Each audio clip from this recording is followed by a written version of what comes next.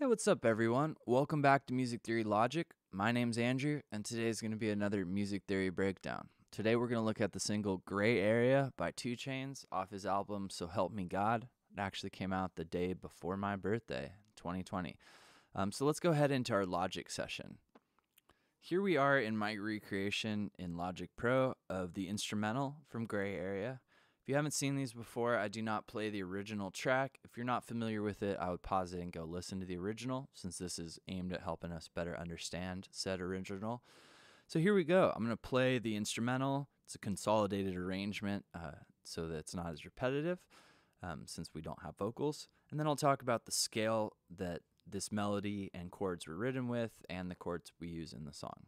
Without further ado, here is my version of Gray Area by Chainz.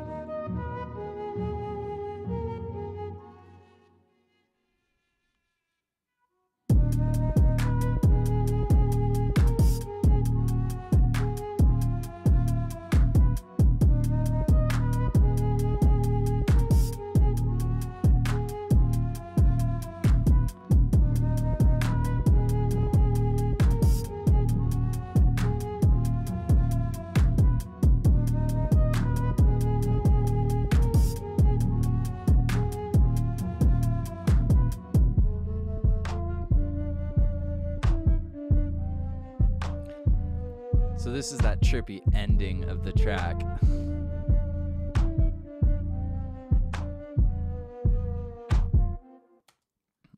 Cool. I said that. I don't know if you can hear that. This is the trippy ending of the track. This happens for the very last 16 or 4 measures.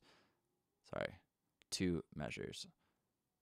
Sorry, 8 measures. I don't know why my brain wasn't working there. But basically, the way I did that was I bounced in place the intro section of the beat. I then put Wave's sound shifter on it. I pushed it down a tritone, which is 6 semitones. It's one of the more dissonant intervals known on the planet, so it makes it extra strange. Cool, let's look at our reference key. So this song is in the key of E flat minor. E flat minor has 5 black keys. Might seem kind of scary. Hopefully I can help you out. It has the notes E flat, F, G flat, A flat, B flat, a B, which we're technically going to call C flat, then D flat, and E flat.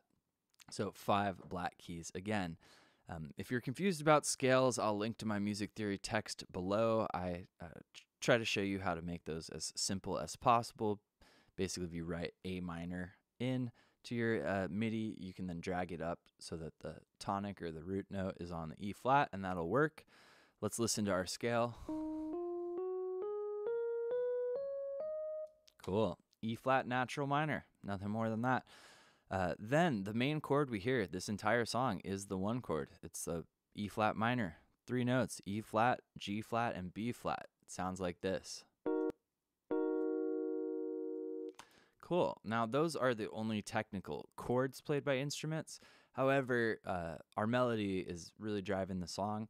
And when we hear that melody note on different notes other than these 3, it creates another harmony. That's a huge part of this song. Let's go section by section. Start with the main instrument. I'm using the Indian Bansuri flute from just Logic's default set of instruments. It's an orchestral and then I think ethnic pitched or something like that. There's a lot of popular songs that have this kind of wind pitched instrument kind of feel to it. So the notes we're using are E flat up to, again, I called it C flat, technically the note B, then A flat, B flat, A flat, a grace note on E flat up to G flat, the 3rd, A flat the 4th, F the 2nd, back up to that C flat, that's our 6th note, down to the 3. This basically all repeats. The second 4 measures, the only difference is that we go to the octave on this syncopated rhythm, the 16th note. Cool. Let's hear that and look at it.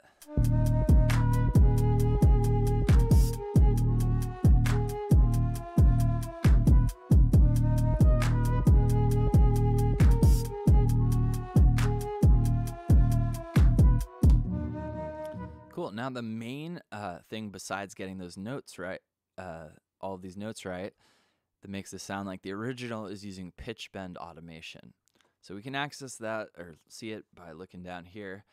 Now basically 0 is the true pitch. So right up here I'm on an A flat. So that 0 right there, it's truly an A flat. Everything else is slightly detuned. Now it's not as drastic as it looks. All the way down at -60 would be 2 semitones. So the only time we go past 1 note of bending is at the very end of 4. Let's play that and look at our automation. One of the notable parts are right at the beginning. We start below pitch and go up to it. That's like a huge part of this lead sound. Here we go.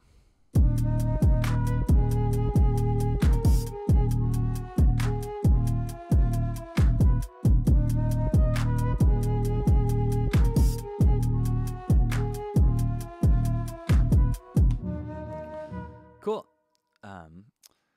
I urge you to try adding pitch bend automation. Even if it's really subtle, it'll go a long way at making these MIDI-based instruments feel a lot cooler. Not necessarily organic, but feel less sort of stale and robotic. Next thing I'll talk about is our 808. An 808 in modern terminology basically means a pitched kick drum. Notice I'm using an 808 tuned to the note E. We're in E flat though. So if you look over here, I'm using that same plugin I mentioned, Sound Shifter by Waves, to push it down 1 semitone. So we're really hearing an E flat. That rhythm is basically happening on a 2-measure sequence and then repeating. We'll play it while we look at that. There's basically some syncopation. We're on beat 1, the 6th 16th note, the 12th 16th note, otherwise known as beat 4, the 4th quarter note. Then the 3rd 16th note or the 2nd 8th note, 2 8th notes in a row, the 8th note before the downbeat, right? That just holds instead of happening here again. These are the same place they were the first time. This as well. These two also. The only difference is that this 808 that happens early happens at the same spot, only it ends as well, so that we hear this 808 happen again, and we know it's repeating. Let's go to our clap, our backbeat rhythm. It's on beat 3, so we could say this is a halftime sort of groove. We're at 134.9 beats per minute. Should have mentioned that earlier. So we're basically on the 3rd quarter note each time. That's a clap. I'm using Little Altar Boy by Sound Toys to move the formants and the pitch down. Mix is fully wet. That makes that clap feel a little bit more like a little darker, kind of like the song does. The only other thing we have in the rhythm section is our hi-hat pattern. It's basically 8th notes happening the whole time on a closed hi-hat. If I were to zoom in, you'd notice that these aren't quite perfect. I did that on purpose by making drum hits not exactly perfect. It goes a long way, like pitch bend automation, to make things feel less stale. Finally, in the 2nd measure, we get the only different thing that happens. It's 3 16th notes in a row, 2 closed hi-hats, and an open hi-hat. Let's listen to that and watch it.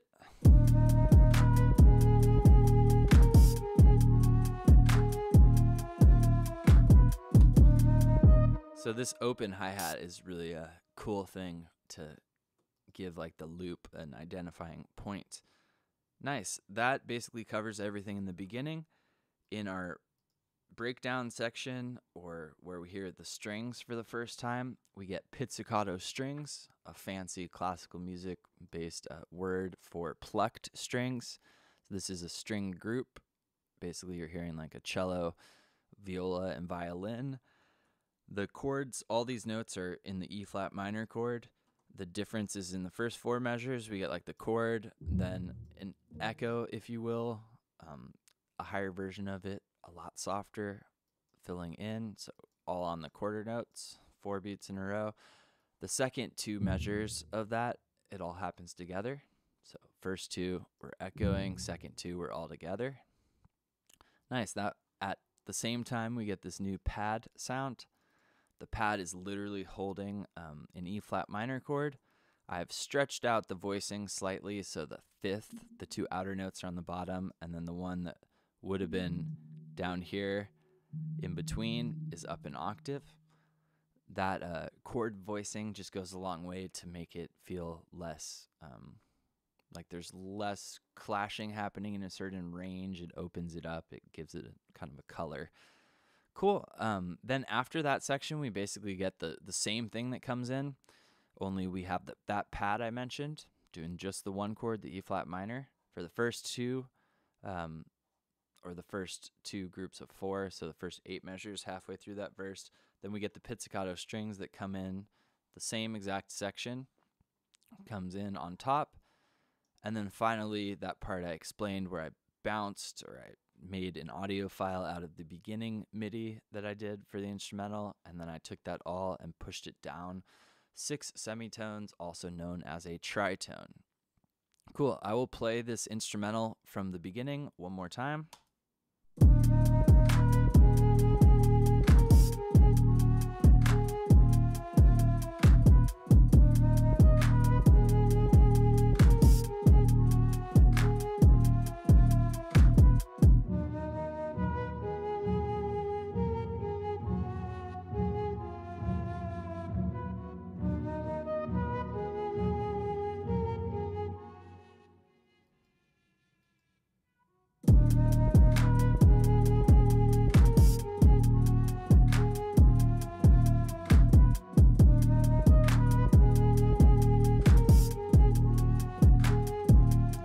Here are the strings too.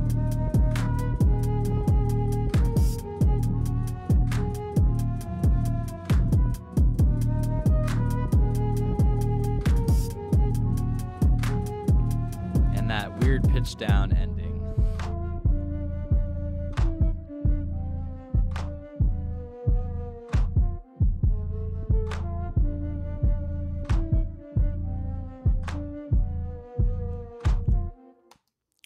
Cool. Once again, this ending is supposed to feel really weird. Anytime you would take an instrumental and literally move it down by a tritone, try it. I guarantee it'll sound pretty strange. But this was on purpose. It's a common style in the genre. A song similar that does this is like Who Dat Boy, Tyler the Creator, and A$AP Rocky, where there's just some totally random thing that happens at the very end. Goes a long way to make this feel like an experience for the person not at a performance listening to it. If they did this at a show, chances are they probably wouldn't do that section. They might, but probably less common. So anyway, hopefully you found that music theory breakdown helpful for Gray Area by 2 Chainz. We saw E flat minor. We saw the E flat minor chord. We saw a really cool pitch bend flute lead on it and a hard-hitting 808. There are a lot of techniques in this song that you could apply to a bunch of different genres of music. As always, if you're using these videos and getting better at making music, I'd love to check out your stuff. Either leave it in a comment or shoot me an email. If you found these helpful and you're watching, you'd help me out a lot by subscribing to the channel and hitting the bell for notifications so you find out when I make a new video. And I guess that is all. I hope you guys have a great time making music. Happy week in life, and I'll see you guys next time. Cheers.